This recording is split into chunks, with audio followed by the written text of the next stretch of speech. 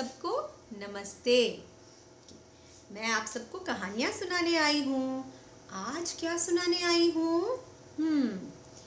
आपको मैं इतिहास यानी हिस्ट्री और लोक कथाएं यानी फोक टेल्स, उन दोनों का मिश्रण लेकर आई हूँ। मिश्रण क्यों? क्योंकि मैं उन दो लोगों के बारे में आज कहने वाली हूँ जो हिस्ट्री यानी इतिहास में बहुत मशहूर हुए। उनके सबको हंसाने की कला और उनकी बुद्धिमता यानी बुद्धिमानी की वजह से, तो इसलिए हिस्ट्री यानी इतिहास। मगर उनके कहानियाँ जो हैं, उनके बारे में जो बहुत सारी कहानियाँ प्रचलित हुई वो लोक कथाएं हैं। ठीक है, तो इसलिए ये हुआ मिश्रण। ठीक है, तो अब मैं किन दोनों की बात कर रही हूँ? आप लोगों की समझ में आया? हाँ या ना? ठीक है, मैं बताऊं कि पहला व्यक्ति है तेनालीराम, हाँ, और दूसरा बीरबल। याद आ गया? तेनालीराम और बीरबल दोनों ही इतिहास में मशहूर हैं अपनी बुद्धिमानी और दूसरों को हंसाने की क्षमता के लिए। ठीक है, अच्छा, आज हम उन दोनों के बारे में बहुत कुछ जानने वाले हैं। हाँ, ओके, तो शुरू करें। तेनालीराम का नाम तेनालीराम क्यों हुआ? पहले तो ये जाने। अब इसलिए हुआ क्योंकि वो तेनाली नाम के गांव से था, मगर वो पैदा वहां नहीं हुआ था। तो तेनालीराम कहाँ पैदा हुआ था? एक गांव गुंटूर नाम के जिले में था, वहां पैदा हुआ। वो बहुत छोटा सा था जब उसके पिताजी चल बसे, तो उसकी माँ ने उस छोटे से बच्चे को लेकर वो कहाँ गई? वो अपने भाई के घर चली गई जो कि तेनाली गांव में था। तो ये बच्चा तेनाली गांव में ही पला बड़ा हुआ और इस बच्चे का नाम क्या था? रामकृष्ण। तो रामकृष्ण को सब लोग प्यार से रामा बुलाते थे। तो ये तेनालीराम जब 20 साल का हो गया तब तक उसकी शादी भी करा दी गई।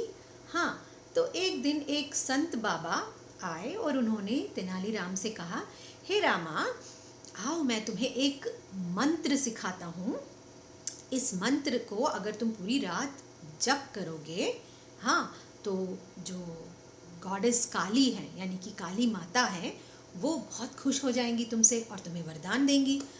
तो तेनालीराम ने कहा, ये तो बड़ी बढ़िया बात हो गई। ठीक है, मैं सीखता हूँ। तो वो तो होशियार था ही, तो उसने संत बाबा से ये मंत्र सीख लिया और उसी रात पूरी रात वो मंदिर में बैठकर मंत्र का जाप करने लगा। श्रद्धा के साथ उसने पूरी रात जाप किया मंत्र का। फिर जैसे ही सुबह हुई तो क्या हुआ? उसके सामने काली माता, हाँ, काली माता उसके सामने आकर खड़ी हो गई। इतने सारे सर उसके, इतने हाथ, क्या बढ़िया, इतनी सुंदर काली माता तेनालीराम के सामने आके खड़ी हुई और बोली, हे रामा, आंखें खोलो, देखो कौन आया है। तो तेनालीराम ने आंखें खोली तो देखा, अरे वाह, ये तो काली माता सचमुच मेरे सामने प्रकट हो गई, वाह। मगर उसने जब उसके इतने सारे सर देखे तो क्या सोचा कि वो करके हंसने लगा। तो काली माँ ने कहा, अरे तुम किस बात पर हंस रहे हो? आज तक किसी ने मुझे देखकर इस तरह तो रिएक्ट किया ही नहीं। तुम हंस क्यों रहे हो? मुझे भी तो बताओ ना। तो तेनालीराम ने कहा, हे माता, नाराज मत होइए। ऐसा है कि मैंने सोचा कि मेरा तो एक ही मुंह है, उस मेरे एक चेहरे में एक नाक है, और अगर मुझे जब जुकाम होता है ना तो मेरी नाक बहने लगती है, तो मेरे 2 हाथों से मैं संभालता हूँ अपनी नाक को, उस वक़्त मुझे इतनी तकलीफ़ होती है। और मैंने ये सोचा कि आपके तो 1000 सिर हैं, 1000 सिर यानी 1000 नाक। अब इन हजारों नाकों में अगर जुकाम हो गया और ये बहने लगी तो बहती हुई 1000 नाकों को आप कैसे संभालती होंगी? जब मैंने ये सोच के देखा तो मुझे हंसी आ गई। मैं आपका अपमान बिल्कुल नहीं करना चाह रहा। तो ये सुनकर तो काली माता भी हंस पड़ी। वो इतनी जोर से हंसी अरे वाह, ऐसा तो मुझे कभी भी नहीं सूझा। तुम भी कमाल हो। कैसे सोच लिया तुमने ये सब? अरे वाह, ठीक है, मैं तुम्हें वरदान देती हूँ कि तुम जब भी ऐसी कोई बात करोगे तो तुम्हारी तुम्हारी बातों को सुनकर सब लोग हंसेंगे, मतलब सब लोग खुश होंगे तुम्हारी बात को सुनकर। और मैं तुम्हें और भी वरदान देना चाहती हूँ। ठीक है, तुमने मुझे इतना खुश कर दिया। ओके, ये देखो, मेरे इस हाथ में एक कटोरी है, इस कटोरी में दूध है। अब ये साधारण दूध नहीं है, ये ज्ञान का दूध है। मतलब इस दूध को अगर तुम पियोगे तो तुम्हारे ज्ञान की बढ़िया वृद्धि हो जाएगी, बहुत ज्ञानी हो जाओगे तुम। और इस हाथ में एक कटोरी है जिसमें दही है। अब इस दही को अगर तुम पियोगे तो तुम्हारे पास इतना धन आएगा, इतनी समृद्धि होगी तुम्हारी कि तुम आहा, बहुत बढ़िया तुम्हारा जीवन रहेगा। तो अब तुम बताओ, तुम्हें ये ज्ञान का दूध चाहिए या इस समृद्धि और धन की दही? तुम्हें क्या चाहिए, बोलो। तो तेनालीराम ने सोचा, मेरे को तो दोनों ही चाहिए, अब मैं दोनों कैसे लूँ माता से? तो उसने कहा, माता अब बिना चखे मैं कैसे ये तय करूं कि मुझे दूध चाहिए या दही? अब चखना तो पड़ेगा ना मुझे। तो माता ने कहा, हाँ वो भी ठीक है, लो चख लो। जैसे ही माता ने कहा लो चख लो, 1 मिनट में तेनालीराम ने क्या किया, फटाक से माँ के हाथ से दूध की कटोरी ली, पी गया। दही की कटोरी ली, गड़गड़ पी गया। माता तो बस पलक झपक रही थी, तब तक तेनालीराम ने दूध भी पूरा पी लिया और दही भी। तो माता ने कहा, अरे ये तुमने क्या किया? हे, मेरे को धोखा दे रहे हो क्या? तो तेनालीराम ने कहा, नहीं नहीं माता, मैं आपको कैसे धोखा दे सकता हूँ? ऐसा है कि अब आप ही सोचिए ना, अब ज्ञान का दूध मैं पी लूँ और अगर मेरे को ये समृद्धि धन कुछ मिले ही ना, तो उस ज्ञान से क्या फ़ायदा? और अगर मैं सिर्फ ये धन और समृद्धि की दही पी लूँ और ज्ञान ही ना हो, मतलब मेरे को समझ ही ना आए कि मैं उस धन संपत्ति से करूँ क्या, तो भी मेरा तो जीवन व्यर्थ हो जाएगा। तो अगर मेरे को अच्छी ज़िंदगी जीनी है तो मुझे ज्ञान भी चाहिए और धन संपत्ति भी चाहिए। तो आप अगर सचमुच मुझे वरदान देना चाहती हैं तो आप खुद चाहेंगी दोनों ही मेरे को मिले, है ना? आप खुद भी तो यही चाहेंगी ना? तो काली माँ ने कहा, अच्छा तुम बड़े होशियार हो, नटखट भी हो। मेरे को फिर से हंसा दिया तुमने। हाँ ठीक है, चलो तुम्हें माफ किया, तुम्हें सब कुछ मिलेगा जीवन में। और काली माता अदृश्य हो गई। फिर तेनाली ने सोचा, मतलब तेनालीराम ने सोचा कि मैं इस छोटे से गांव में बैठकर क्या करूँगा? अब मेरे को तो बड़े शहर में जाना चाहिए, तभी तो मैं अपनी क्षमता दिखा सकता हूँ। और मुझे कहाँ जाना चाहिए? मुझे जाना चाहिए विजयनगर। विजयनगर में जो राजा हैं कृष्णदेव राय, उनकी सभा में मुझे जाना चाहिए, उनके दरबार में। वहाँ मैं जाकर दिखाऊं कि मैं कितना बुद्धिमान हूँ, काली माता से मेरे को आशीर्वाद भी मिला है, तो धन संपत्ति मुझे कमानी है, तो मुझे वहाँ जाना चाहिए। तो वो वहाँ से चलकर तेनाली से निकला और पहुँचा विजयनगर। विजयनगर पहुँच तो गया, पर उसे सोचा, पर मैं राजा के दरबार में जाऊँगा कैसे? क्योंकि कोई ऐरा गैरा नत्थु खैरा थोड़ी ना घुस सकता है राजा के दरबार में। और तो जो सिपाही हैं राजा के, वो तो अंदर आने ही नहीं देंगे। तो कैसे जाऊँ मैं? तब उसने देखा कि राजगुरु, यानी कि राजा के जो गुरु हैं, वो राजगुरु कहीं जा रहे थे। तो तेनाली उनके साथ हो लिया, उनके पास जाके बोला, उनको नमस्कार किया, बोला, रहे राजगुरु, आप तो बहुत बहुत बहुत बड़ी हस्ती हैं, आप मेरी मदद कीजिए। मैं तेनाली से आया हूँ, मेरा नाम राम है, और मैं अपनी क्षमता दिखाना चाहता हूँ राजा के दरबार में, मुझे आप ले जाइए ना, राजा के दरबार में ले चलिए, आप मुझे, मेरी मदद कीजिए। तो राजगुरु ने कहा, अच्छा ठीक है, कर देंगे तुम्हारी मदद, तुम कल आ जाना मेरे घर। तो रामा बड़ा खुश। अगले दिन तेनालीराम पहुंचा राजगुरु के घर, मगर जैसे ही पास में, घर के पास पहुंचा, इस राजगुरु ने क्या किया, अपने उनके घर के बाहर जो खड़ा था चौकीदार, उसको कहा जाकर वो जो आ रहा है वो चोर है, उसको मार के भगाओ। तो चौकीदार ने तेनालीराम को मार के भगा दिया। अब तेनालीराम सोचे अब मैं क्या करूं, ये तो मेरे को मार के भगा रहा है। किसी तरह इसको सबक तो सिखाना पड़ेगा इस राजगुरु को, कि राजगुरु ने मेरे से कहा वो मेरी मदद करेंगे और उन्होंने तो मेरे को मार के भगा दिया, अब मैं क्या करूं। तो तेनालीराम ने क्या किया, राजगुरु के पीछे पीछे छुप छुप के रोज जाने लगा कि ये करते क्या हैं पूरे दिन में। फिर उसने देखा कि रोज सुबह तो ये नदी में नहाने जाते हैं। तो एक दिन सुबह ये उनके पीछे पीछे छुप छुप के चलता गया। जब राजगुरु नदी के पास पहुंचे, उन्होंने अपने सारे बढ़िया वस्त्र गहने सब उतार के रखे नदी के किनारे और नदी में उतरे नहाने को। तो चुपके से जाकर तेनालीराम ने क्या किया, उनके कपड़े और गहने उठा लिए और छुपा दिए। जब ये राजगुरु नहाकर बाहर निकले नदी से तो ढूंढ रहे, अरे मैंने यहीं तो रखा था, मेरे सारे कपड़े और गहने कहाँ चले गए। तो तेनालीराम आया उनके सामने और बोला, मैंने ही छुपा के रखे हैं आपके कपड़े और गहने, मेरे पास हैं, अगर आपको चाहिए तो आपको मेरी बात माननी पड़ेगी। आपने मेरे साथ धोखा किया, आपने मुझे कहा था कि आप मुझे दरबार में लेकर जाएंगे, लेकिन आप नहीं लेकर गए, तो ये तो बहुत गलत किया आपने। आपको सबक सिखाने के लिए ही मैं ऐसा कर रहा हूँ, बस आपको दंड मिलेगा, आपको मेरी बात माननी पड़ेगी, नहीं तो मैं आपके कपड़े नहीं दूंगा। तो राजगुरु ने कहा, अरे भाई मेरे को कपड़े तो चाहिए, बिना कपड़े पहने मैं सड़क पर चल कैसे सकता हूँ। ठीक है, जो तुम कहोगे मैं करूँगा, मेरे को मेरे कपड़े तो दे दो भाई।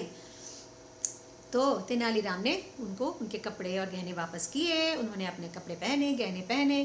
फिर तेनालीराम ने कहा, अब आप मुझे अपने कंधे पर उठा कर बिठाइए और चलिए महल की तरफ। तो राजगुरु ने कहा, क्या मैं तुम्हें अपने कंधे पर उठाऊं?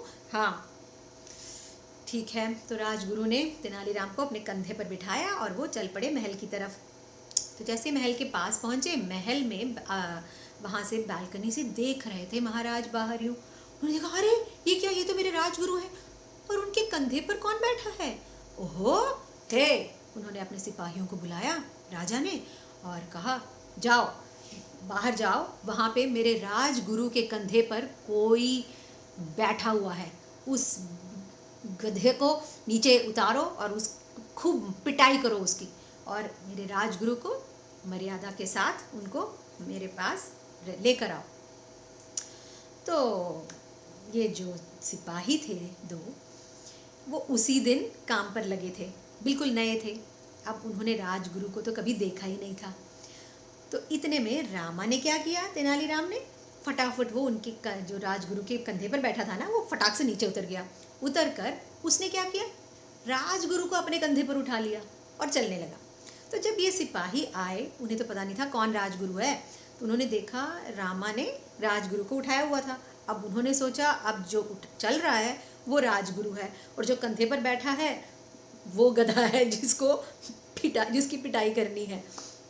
तो उन्होंने राजगुरु को उतारा और खूब पिटाई की उनकी, और फिर तेनालीरामा को कहा, आप प्लीज़ आइए आइए, महाराज आपको बुला रहे हैं, और उनको आदर सत्कार के साथ महल में लेकर गए सिपाही। तेनालीराम पहुंचा महल में, राजा की सभा में। तो कृष्णदेवराय महाराज जो थे, उन्होंने देखा, अरे ये कौन है, हे तुम कौन हो, मेरे राजगुरु कहाँ हैं? तो तेनालीराम ने उनको किया नमस्कार और फिर कहा, मेरा नाम रामा है, मैं तेनाली से आया हूँ, इसलिए सब मुझे तेनालीराम कहते हैं, और वगैरह वगैरह। उसने सारी की सारी बात राजा को बता दी, और फिर कहा कि अगर आपको लगता है कि मैंने जो भी कुछ किया कुछ उसमें गलत है, तो मैं दंड के लिए तैयार हूँ। तो राजा कृष्णदेवराय सारी बात सुनकर उनको भी खूब हंसी आ गई, और वो भी बड़ी जोर जोर से हंस पड़े। मैंने तो पहले कभी ऐसा सुना ही नहीं, अरे ऐसा भी कर सकते हो तुम। ठीक है, ओके, तुम बड़े बुद्धिमान भी हो, और तुम मेरे को ऐसे हंसा रहे हो, मैं कितने दिन से मैं इतना हंसा ही नहीं। ठीक है, तो मैं अब से तुम मेरे ही दरबार में रहोगे। मेरे दरबार में तुम मेरे पास 8 रत्न हैं, यानी कि मिनिस्टर्स वगैरह जो भी हैं, तो उनमें से तुम भी एक हो। अब से तुम मेरी सभा में, तुम्हारा काम क्या होगा, मुझे हंसाना और मुझे कभी भी कोई भी एडवाइस चाहिए हो, तो सलाह चाहिए हो, तो मैं वो भी तुमसे मांग लूँगा, ठीक है। तो रामा बड़ा खुश। तो इस तरह से तेनालीराम राजा कृष्णदेवराय की सभा में पहुंचा और 8 दिग्गजों में यानी 8 रत्नों में एक बन गया, ठीक है।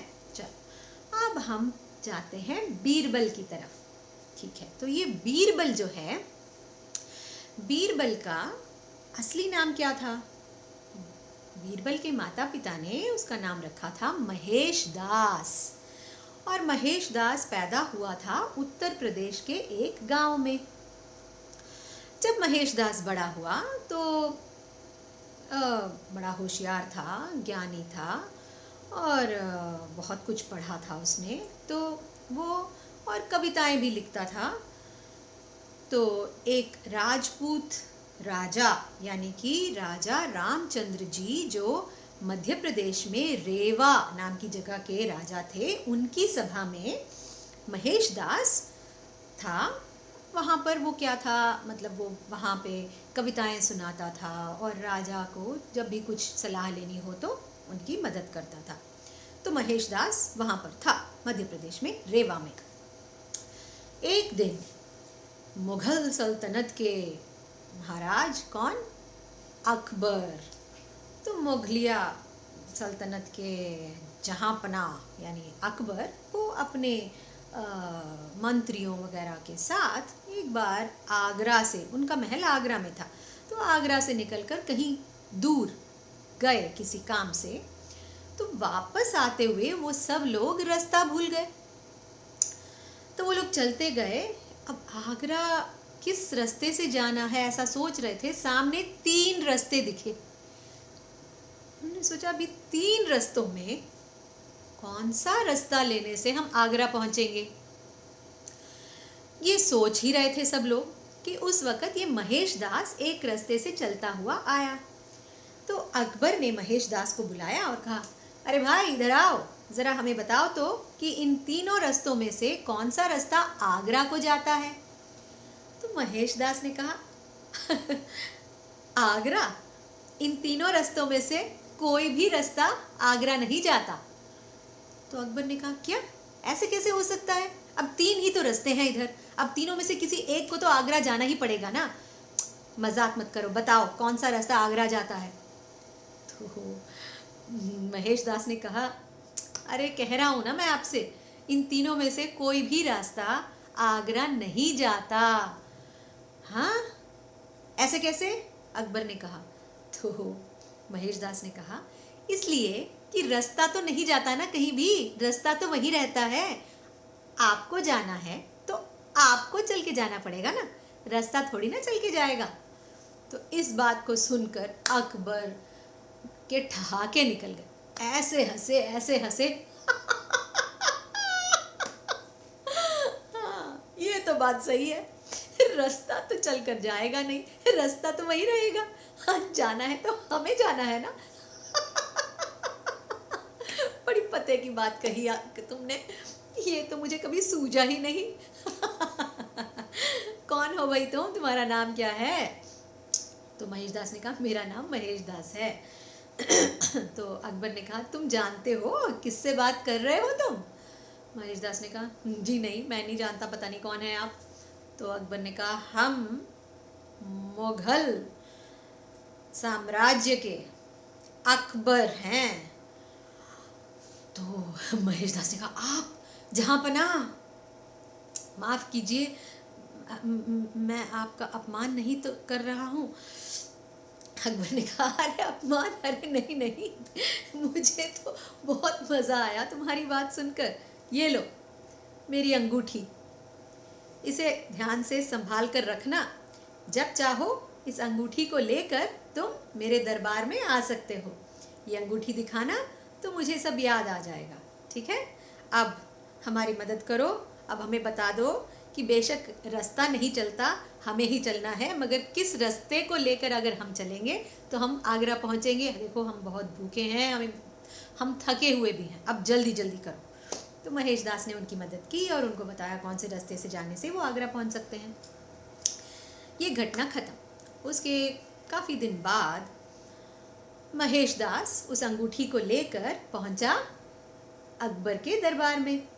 जैसे ही अंगूठी को देखा, अकबर पहचान गए कि ये कौन है। उन्हें पूरी घटना भी याद आ गई। तो उन्होंने कहा, अरे वाह, तुम तो वही हो। हाँ हाँ हाँ हाँ, तुमने मुझे इतना हंसाया था उस दिन। ठीक है, आज से तुम मेरे दरबार में मेरे नवरत्नों में एक हो जाओगे। यानी कि अकबर के दरबार में भी 9 रत्न थे, यानी 9 दिग्गज, 9 मंत्री वगैरह जो बड़े बुद्धिमान थे, प्रतापशाली थे। तो उस दिन से बीरबल भी उन 9 में से एक बन गया। हाँ, और अकबर ने कहा, आज से तुम्हारा नाम होगा बीरबल। और बीरबल का मतलब है हाजिर जवाब, मतलब कुछ भी कहो फटाक से एक जवाब दे देगा वो। इतना बुद्धिमान है, प्रतापशाली है, और उसका सेंस ऑफ ह्यूमर, यानी कि उस सबको हंसाने की जो कला है उसमें भी वो माहिर है। तो अकबर ने कहा, आज से तुम यहीं रहोगे। तो इस तरह से बीरबल अकबर से मिला और उनके दरबार में 9 रत्नों में से एक हो गया। ठीक है, तो आज की हमारी कहानियाँ यहाँ ख़त्म होती हैं, मगर मैं फिर से आऊँगी, और जब फिर आऊँगी तो आपको और भी कहानियाँ सुनाऊँगी। किन की कहानियाँ? ये कृष्ण देव राय और तेनालीराम, उनके बीच की कहानियाँ, और अकबर और बीरबल, उनसे जुड़ी हुई कहानियाँ। ठीक है, तो अभी तो बहुत सारी कहानियाँ सुननी बाकी हैं। ठीक है, अब माधवी आंटी आप सबसे विदा लेती है। नमस्ते, धन्यवाद, बाय।